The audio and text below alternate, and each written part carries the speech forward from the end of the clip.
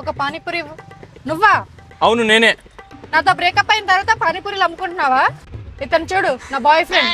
నెలకి 5 లక్షలు సంపాదిస్తాడు, software engineer. అవన్నీ ఎక్స్ట్రా మాట్లాడొద్దు, నీకేం కావాలో చెప్పు. ఒక ప్లేట్ పానీపూరి ఇవ్వు. సరే.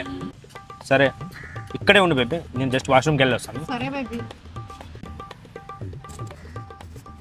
వాడు ఎంత రిచ్ ఉన్నా నెలకు 5 లక్షల రూపాయలు సంపాదించినా నీకు తినిపించేది 20 రూపాయలు పానీపూరియేగా. తీసుకో.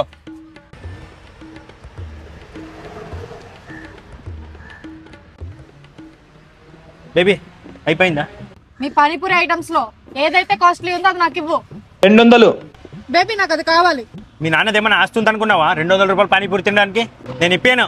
నా కోసం నువ్వు 200 పానీపూరి కూడా కొనివ్వలేవా? ఇంత పిసినారోడువా? నన్నే అలా అంటావా? బ్రేకప్.